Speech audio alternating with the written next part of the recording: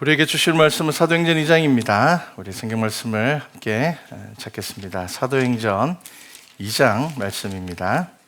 2장 1절에서 4절까지 말씀입니다. 우리 한 목소리로 함께 성경 말씀 봉독하도록 하겠습니다. 오순절 날이 이미 이름에 그들이 다 같이 한 곳에 모였더니 호련히 하늘로부터 급하고 강한 바람 같은 소리가 있어 그들이 앉은 온 집에 가득하며 마치 불의 혀처럼 갈라지는 것들이 그들에게 보여 각 사람 위에 하나씩 임하여 있더니 그들이 다 성령의 충만함을 받고 성령이 말하게 하심을 따라 다른 언어들로 말하기를 시작하니라. 아멘. 성령의 능력으로 전해지는 복음입니다. 자, 우리 말씀과 찬양교회는 이제 올해가 6년째입니다. 이제 개척을 하고 6년이 지났습니다. 우리 성도들과 대화를 하면은 모두들 그렇게 이야기를 합니다. 우리가 지금까지 많은 은혜를 누렸지만 목사님 더 부흥했으면 좋겠습니다. 자리가 꽉 찼으면 좋겠습니다. 저도 그렇습니다. 이 자리가 꽉 차서 1, 2부 예배를 나눠서 드렸으면 참 좋겠습니다. 그래서 우리가 이 지역 가운데 그리스도 복음을 더 잘 전하고 많은 사람들에게 예수 믿는 것은 이런 것입니다. 교회는 이런 곳입니다. 라는 것을 알려주는 교회가 되면 참 좋겠습니다. 자, 그러면 어떻게 해야지 우리가 그런 교회가 될 수가 있는가? 성경에 이 오순절에 특별한 은혜가 있었습니다. 성령의 임재하심이 있었습니다. 그리고 폭발적으로 교회는 부흥하게 되었고 많은 사람들에게 복음을 전했습니다. 많은 사람들이 예수님을 믿게 되었습니다. 자, 오늘 우리가 세례식을 행했습니다. 자, 성경에는 두 종류의 세례가 있습니다. 하나는 물로 베푸는 세례가 있고요. 또 하나는 성령 세례가 있습니다. 그래서 우리는 흔히 이것을 구분해서 물세례라고 하고 불세례라 그렇게 이야기를 합니다. 자, 물로 베푸는 이 세례는 교회의 법에 따라서 교회가 정한 방법대로 베풀면 됩니다. 그리고 이 물로 이제 받는 세례는 우리 말씀과 찬양교회 교회의 믿음의 공동체 정식으로 성도가 되는 것을 의미를 합니다. 그래서 세례를 받으시면은 이제 투표권도 생기고 그리고 또 성도의 각종 모임 가운데서 이제 성도로서 함께 할 수 있게 되는 것입니다. 자, 그래서 이 물세례는 이제 교회 공동체 안에 정식으로 성도가 되는 것을 의미한다면 성령 세례는 예수 그리스도의 약속에 따라 부어주시는 영적인 체험입니다. 그리고 이 성령 세례를 통하여서 우리는 하나님께서 우리에게 맡겨주신 일들을 감당할 수 있게 되는 것입니다. 자, 그렇다면 여러분 어떤 교회가 부흥하겠습니까? 많은 사람들이 부흥에 대해서 이야기하고 전도에 대해서 이야기할 때 어떻게 전도할 것인가 방법에 대해서 고민을 많이 합니다. 어떤 프로그램을 하면 전도가 잘 될까? 여러분 그 프로그램 중요합니다. 그런데 여러분 더 중요한 것이 뭐겠습니까? 한국 교회가 부흥하지 않는 것은 전도하지 않아서가 아닙니다. 교회에 온 사람들이 정착하지 않기 때문입니다. 다르게 이야기를 하면은 기대를 가지고 교회를 왔는데 교회 가운데서 실망하기 때문입니다. 교회가 이런 곳일 거야 라고 생각을 하고 왔는데 그런 곳이 아니었다는 겁니다. 그래도 세상 사람들하고는 다를 거야 라고 생각을 하고 왔는데 그렇지 않다는 겁니다. 시간이 지나고 나니까 세상 사람들보다 더 한 것 같아. 그런 말들이 나오는 겁니다. 여러분 교회의 부흥은 프로그램에 있는 것이 아닙니다. 좋은 프로그램이 있으면 나쁘지는 않죠. 근데 중요한 것은 전도되어서 이 자리에 온 사람들이 이 자리에 왔을 때에 믿음의 성도를 만나고 경험해야 한다는 겁니다. 말이 다르고 생각이 다르고 마음이 다른 사람들을 만나야 하는 겁니다. 그러면 어떻게 그렇게 될 수 있을까? 분명히 성경에서는 뭐라고 말씀하십니까? 성령 받으라고 이야기를 합니다. 자, 여러분 전도에 대한 이야기가 아니더라도 여러분 각자 스스로에 대하여서 여러분 고민하셔야 됩니다. 나 예수 믿은 지 참 오래되었는데 왜 나는 뜨거워지지 않을까? 혹은 내가 한때는 참 뜨거웠는데 지금은 왜 이렇게 밋밋한 신앙생활을 하고 있을까? 내가 뭔가 특별한 일을 하기보다는 우선 왜 나의 믿음은 여전히 제자리에 있을까? 왜 나는 예수 믿는 사람으로서 사람들에게 세상에서 성공하는 것으로 인정을 받지 못한다 하더라도 나는 왜 성도로서 인정받지 못할까? 그래, 너는 참 예수 믿는 사람 같아. 나는 왜 그렇게 되지 못할까? 무엇이 문제일까요? 교회 다니는 사람 대부분은 다 세례 받은 사람들입니다. 나이가 되면은 교회의 정한법에 의해서 세례를 받습니다. 그런데 여러분, 이 세례 교인이 되었다라는 것은 아까도 제가 말씀을 드렸지만 출발입니다. 시작입니다. 이제 여러분들은 성령의 임재를 체험하셔야 됩니다. 성령 세례를 경험하셔야 됩니다. 그런데 이 성령 세례를 경험하는 것은 특별한 은혜입니다. 그런데 여러분, 특별하다고 해서 자격이 까다로운 것이 아닙니다. 우리가 성령의 임재를 경험하지 못하는 것은 우리가 말씀대로 행하지 않기 때문입니다. 성경 안에 분명히 답이 있습니다. 이렇게 하면 하나님께서 은혜를 부어주실 거야. 이렇게 하면 하나님께서 너희와 함께 하실 거야.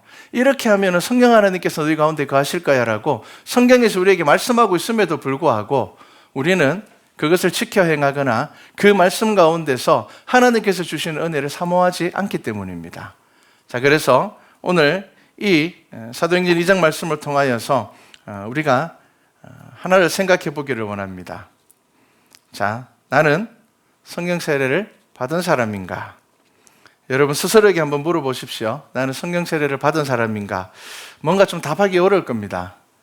왠지 그렇게 생각하면 교만할 것 같고 혼자 생각하셔야 됩니다. 나는 정말 성령 하나님의 임재를 체험하면서 살아가고 있는 사람인가? 나는 말씀의 은혜로 지난 한 주간을 지냈는가? 생각해 보셔야 됩니다.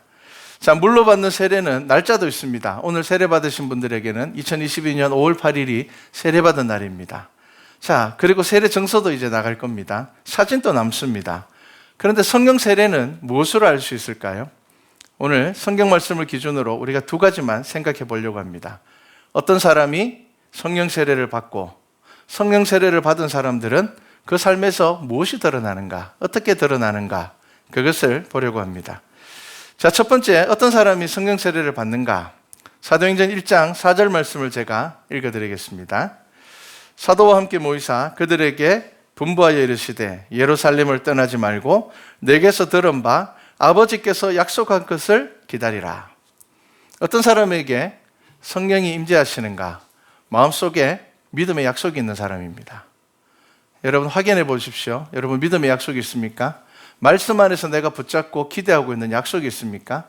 내가 기도하면서 하나님께서 내게 주신 마음, 하나님께서 나를 이렇게 쓰실 거야.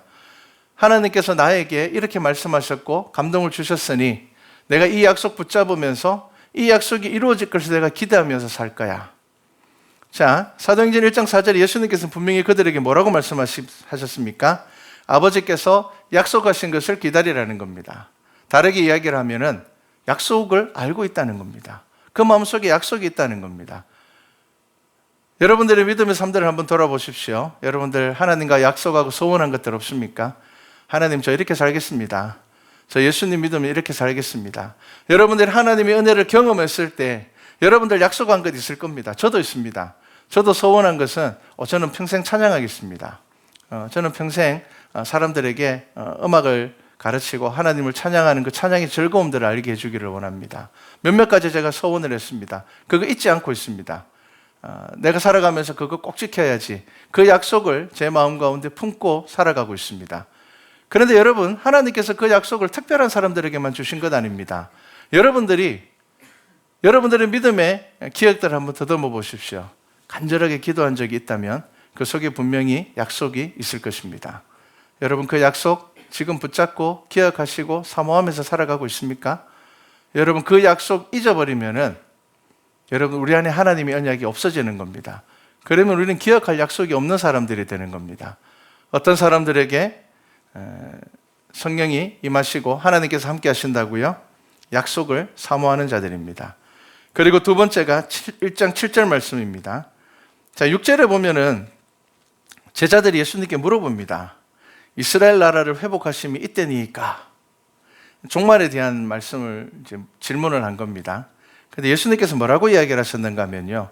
때와 시기는 아버지께서 자기의 권한에 두셨으니 너희가 알 바 아니요. 오직 성령이 너희에게 임하시면 너희가 권능을 받고 예루살렘과 온 유대와 사마리아 땅끝까지 이르러 내 증인이 되리라.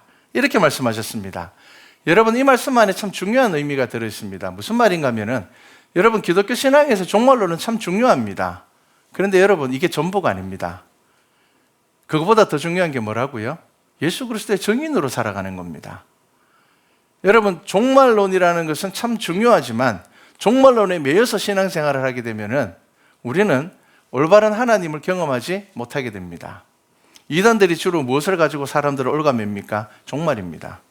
너희들 지금 빨리 안 하면은, 신천지 같은 경우에 뭐라고 이야기합니까? 14만 4천 명 안에 들지 않으면은 너희들 구원 못 받아. 여러분, 14만 4천 명 안에 들려고 하나님을 믿는 것은 올바른 믿음이 아닙니다. 무엇이 올바른 믿음입니까?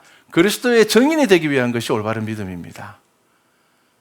이게 비슷한 것 같지만 다릅니다.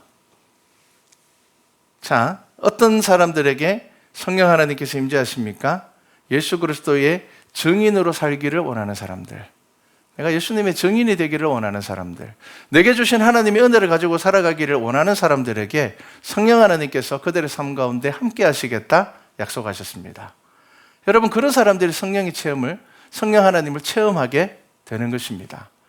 그렇기 때문에 여러분, 세상에 많은 종말론을 가지고 여러분들을 겁주는 사람들 두려워하지 마십시오. 성경은 분명히 뭐라고 말씀하고 있습니까? 종말론 중요하죠. 우리가 죽었을 때 하나님 앞에 갔을 때에 우리 구원받는 백성 되어야죠. 중요하죠. 그런데 어떻게 해야지 그렇게 구원받은 백성이 될 수가 있다고요? 그리스도의 십자가의 증인으로 살아가라는 겁니다. 내가 이거 안 하면 구원 못 받을 텐데, 막 직장까지 그만두고 가족과의 관계까지 다 끊어가면서 막 내가 14만 4천 명 안에 들어가야 돼. 수많은 이단들이 이 종말론을 가지고 사람들을 괴롭혔습니다. 근데 성경은 무슨 이야기를 하고 있습니까? 오늘 말씀을 잘 보십시오. 물어봅니다. 이스라엘이 언제 회복됩니까? 마지막 때가 언제입니까? 예수님께서 뭐라고 말씀하십니까? 이건 아버지의 권한이니까 너희가 알 바가 아니라는 겁니다. 너희 신경 쓰지 않아도 돼. 너희들이 어떻게 하면 구원받는다고요? 너희들이 십자가의 증인으로 살아가게 되면 그거 신경 안 써도 돼. 그거 걱정 안 해도 돼. 뭐 그런 거 신경 써. 지금 성경이 예수 그리스도께서 저와 여러분들에게 하시는 말씀은 지금 오늘 지난 한 주간을, 그리고 새롭게 시작되는 이 한 주간 내가 십자가의 증인으로 살아갈 준비가 되었냐는 겁니다. 내가 십자가의 증인으로 살았냐는 겁니다. 자, 그리고 1장 14절 말씀입니다. 여자들과 예수의 어머니 마리아와 예수의 아우들과 더불어 마음을 같이하여 오로지 기도에 힘쓰더라. 여러분, 기도하지 않는 사람은 성령 체험을 할 수가 없습니다. 여러분, 기도하지 않는 사람은 성령 세례를 받을 수가 없습니다. 여러분, 어떻게 기도하지 않는데 하나님께서 여러분들의 심령 가운데 임하시고 여러분들을 사용하시겠습니까? 여러분, 지금 우리가 드리는 것은 예배입니다. 이것은 이제 공적인 예배라 합니다. 주일 11시 반, 우리는 저녁 7시, 또 수요일 날 7시 반, 이렇게 드려지는 것은 공적인 예배입니다. 근데 여러분, 기도의 자리를 사모하셔야 됩니다. 육신에 피곤함이 있겠지만 새벽 기도를 드릴 수 있다면 여러분들이 작은 결단하셔야 됩니다. 갑자기 막 나 내일부터 새벽 기도할 거야, 그렇게 하지 마시고요. 내가 한 달에 한 번이라도 새벽 기도는 가봐야 되겠다. 내가 시간을 좀 조절해서라도, 혹은 일주일에 하루라도 요일을 정하고 내가 이날만큼은 새벽에 가서 내가 기도를 해야 되겠다. 내 삶 가운데 하나님께서 임재하시고 하나님께서 나의 삶을 이끌어 가시기를 내가 기도해야 되겠다. 아니면 여러분, 금요 기도회가 있습니다. 한 달에 한 번이라도 내가 금요 기도회에 참여해서 내가 내 가정과 나라와 교회를 위해서 내가 기도해야 되겠다. 여러분, 우리는 어느 순간에 이 공적인 예배에 머물러 있는 신앙으로 살아가게 되었습니다. 그런데 여러분, 한국교회의 부흥의 시기를 보시면은 어떤 시대였습니까? 기도하는 시대였습니다.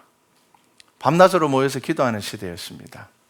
그렇게 밤낮으로 기도하면 참 피곤하고 힘들 것 같은데, 그런데 여러분, 그 기도를 통하여서 한국교회는 부흥하였고 한국교회는 수많은 기적들이 일어났습니다.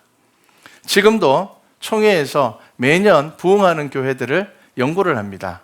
이제 조사를 합니다. 어떤 교회가 부흥하고 어떤 교회가 부흥하지 않느냐. 거의 90%는 기도하는 교회입니다. 주중에 성도들이 교회에 나와서 기도하는 교회. 그리고 정말 중요한 것은 우리나라에 하나님께서 특별히 부어주신 은혜가 뭐냐면 새벽 기도였습니다. 새벽 기도 가운데 기도의 제단을 쌓는 교회들이 반드시 부흥했습니다. 왜 그럴까요? 자, 처음에 제가 여러분들에게 이야기를 했습니다. 우리 교회 부흥하면 참 좋겠습니다. 어떻게 하면 부흥할 수 있을까요? 여러분들이 성령 세례를 받으시면 우리 교회는 자연스럽게 부흥하게 될 겁니다. 이 교회를 찾는 사람들이 이곳에서 하나님의 말씀을 경험하게 되고 하나님의 말씀을 지켜 살아가는 성도들을 경험하게 되고 세상에서 얻지 못하는 위로들을 경험하게 될 것입니다. 여러분, 그러면 이 예배의 자리는 채워지는 것이고 우리의 예배 가운데서 하나님께서 주시는 은혜를 누리게 될 것입니다. 여러분, 부흥하는 교회는 기도하는 교회였습니다. 그렇게 기도하는 교회가 전도도 열심히 합니다. 기도하는 교회가 예배가 뜨거워집니다. 기도로 마음의 준비가 되어 있는 사람들이 예배 시간을 통하여서 선포되어지는 말씀을 받아들이게 됩니다. 그리고 그 삶이 변화되게 되는 것입니다. 그래서 여러분, 영적인 것을 사모하시기 바랍니다. 여러분, 지금 고린도전서 말씀 우리가 새벽에 묵상하고 있잖아요. 이 고린도전서에서 저와 여러분들에게 아주 강력하게 이야기하는 것이 무엇입니까? 영적인 것을 사모하라는 겁니다. 내가 하나님을 믿노라 하면서 예수 그리스도를 믿노라 하면서 우리는 세상 것들만 관심을 가지고 세상 것들 안에서만 자꾸 살아가면서 말로만 저 예수 믿습니다. 여러분, 그런 삶이 되어서는 안 된다는 겁니다. 여러분, 우리가 세상에서 살아가는 것 정말 중요합니다. 세상에서 우리가 인정받는 것 정말 중요합니다. 그런데 여러분, 우리의 삶의 기본적인 자세는 무엇이 되어야 된다고요? 영적인 것을 사모하는 삶을 살아야 됩니다. 그러면 여러분들의 삶에서 영적인 것이 무엇입니까? 제가 방금 이야기했던 겁니다. 하나님의 언약을 붙잡고 계셔야 됩니다. 그리고 예수 그리스도의 증인이 되는 삶을 내 삶 안에서 이루어가야 됩니다. 그리고 기도에 힘써야 됩니다. 자, 이런 자들에게 성령 하나님께서 성령 체험, 성령의 세례를 부어 주시는 것입니다. 자, 그러면 이 성령 체험을 한 사람들, 정말 영적인 체험을 한 사람들의 삶은 어떨까요? 예루살렘을 떠나던 자들이 돌아오게 됩니다. 예수 그리스도께서 죽으시고 그 예루살렘을 탈출하던 자들, 이제 박해가 무서워서 도망가는 자들이 예수 그리스도를 만나고 난 이후에 어떻게 됩니까? 다 돌아오게 됩니다. 그리고 오늘 우리가 읽은 이 2장 말씀을 보면요, 성령께서 그들 가운데 임하시고 그 약속에 따라서 성령이 그들에게 임하셨을 때 그들은 어떤 삶을 살아가게 됩니까? 성령의 충만함을 따라서 방언을 합니다. 은사를 받습니다. 그리고 많은 사람들에 나가서 무엇을 합니까? 복음을 전하는 겁니다. 여러분, 성령 세례를 받은 사람들, 영적인 체험을 하던 사람들은요, 신앙이 다시 회복됩니다. 내가 예전에 뜨겁게 기도했던 그 시절로 돌아가게 됩니다. 내가 말씀을 묵상하는 것이 다시 즐거워집니다. 그리고 기도 가운데서 하나님께서 내게 주신 은혜가 더 깊이 있게 경험되어지는 것입니다. 자, 그래서 오늘 우리가 읽지 않았지만 2장 이제 5절 말씀부터 보면요, 어떤 일들이 일어나게 되는가 하면 그들이 나가서 많은 사람들에게 복음을 전하게 됩니다. 많은 사람들에게 예수 그리스도의 그 십자가의 사랑을 전하게 됩니다. 예수님께서 죽으셨고 부활하셨다는 것을 선포하게 됩니다. 근데 우리가 잘 알아야 되는 것이 뭐냐면요, 2장 5절부터 방언 은사가 나옵니다. 여러분, 성경에는 두 가지의 방언이 있습니다. 첫 번째 방언이 뭐냐면은 이 사도행전 2장에 나오는 방언입니다. 여러분, 이 방언은 어떤 방언입니까? 제가 2장 7절 말씀을 한번 읽어드리겠습니다. 6절과 7절을 읽어드리겠습니다. 이 소리가 나매 제자들이 성령의 임재하심을 경험하고 방언을 했습니다. 큰 무리가 모여 각각 자기의 방언으로 제자들이 말하는 것을 듣고 소동하여 다 놀라 신기하게 여겨 이르되, 보라, 이 말하는 사람들이 다 갈릴리 사람이 아니냐? 우리 각 사람이 난 곳 방언으로 듣게 되는 것이 어찌 됨이냐? 성경에서 이야기하고 있는 첫째 방언은 뭐냐면요, 내가 알지 못하는 언어로, 하지만 존재하고 있는 언어로 방언하는 겁니다. 지금 예수님의 제자들이 성령께서 임하심을 경험하고 그들이 막 밖에 나가서 방언으로 이야기를 했는데, 자기들도 모르는 언어로 이야기를 했는데, 그 예루살렘 절기를 지키기 위해서 전국에서 모여들었던 다른 나라의 사람들도 자기 말로 그 말을 알아들었다라는 겁니다. 여러분, 이것이 방언입니다. 그리고 두 번째가 천사의 방언이라 그렇게 되어 있습니다. 이것은 통역하는 은사가 없으면 알 수 없는 방언입니다. 자, 그래서 사도 바울은 고린도전서 13장에서 어떻게 표현합니까? 천사의 말을 할지라도, 이게 방언입니다. 천사의 말을 할지라도 뭐라고요? 사랑이 없으면 아무 소용이 없다는 겁니다. 그래서 사도 바울은 오히려 고린도 교회를 향하여서 첫 번째 방언, 이것은 다른 사람들이 알아들을 수 있는 방언의 은사입니다. 이것에 대해서는 별말을 하지 않았지만 천사의 방언에 대하여서는 사실은 조심해라 그렇게 이야기를 했습니다. 이걸 이제 잘 생각하셔야 됩니다. 무슨 말인가 하면요, 성경에서 말하고 있는 은사라는 것은요, 복음을 전하는 것이 되어야 되지 개인적인 신비의 체험에서 머물러서는 안 되기 때문입니다. 여러분, 하나님께서 저와 여러분들에게 각각의 은사를 주셨습니다. 자, 그러면 여러분, 이 은사를 통하여서 무엇이 드러나야 된다고요? 나는 특별한 사람이야, 이게 드러나면 안 됩니다. 이것은 하나님께서 주시는 은사가 아닙니다. 하나님께서 주시는 은사는 어떻게 드러난다고요? 저 사람 정말 믿음의 사람이구나.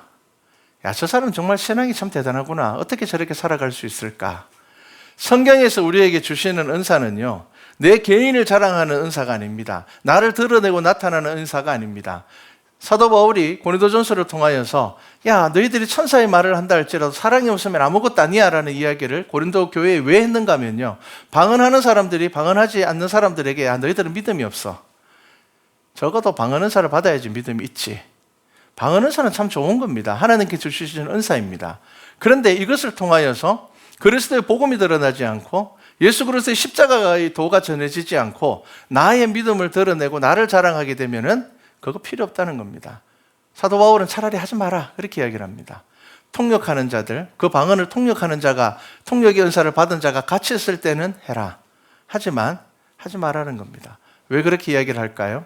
여러분, 은사는 정말 귀한 것입니다. 하나님께서는 저와 여러분들에게 많은 은사를 주셨습니다. 그런데 하나님께서 저와 여러분들에게 은사를 주신 이유는 뭐라고요? 야, 너 정말 잘했으니까 이제 너에게 특별하게 이거 줄 테니까 자, 이거 갖고 너 자랑하고 살아. 이거 아닙니다. 하나님께서 저와 여러분들에게 은사를 주신 것은 예수 그리스도를 전하라는 겁니다. 십자가의 증인으로 살아가라는 것입니다. 그래서 여러분, 어떤 은사를 받은 사람들이 이 교회에 넘쳐야 될까요? 십자가를 증거하는 은사를 받은 분들이 교회에 넘쳐나야 됩니다. 그래야지 그 교회가 말씀 안에서, 그래야지 그 교회가 십자가의 사랑 안에서, 성령 하나님의 은혜 안에서 부흥하게 되는 것입니다. 여러분, 전도가 뭡니까? 사람을 그냥 교회에 데리고 오는 겁니까? 우리는 이때까지 그렇게 생각할 때가 참 많았어요. 내가 사람을 데리고 교회 오면 뭐 하나님께서 알아서 하시겠지. 뭐 목사님이 알아서 설교를 멋지게 하셔가지고 이 사람의 마음을 변화시켜 주시겠지. 여러분, 우리는 그렇게 생각을 했단 말이에요. 근데 여러분, 성경에서 이야기하고 있는 전도가 무엇입니까? 복음을 전하는 여러분들이 뭐가 되어야 된다고요? 십자가의 증인이 되어야 된다는 겁니다.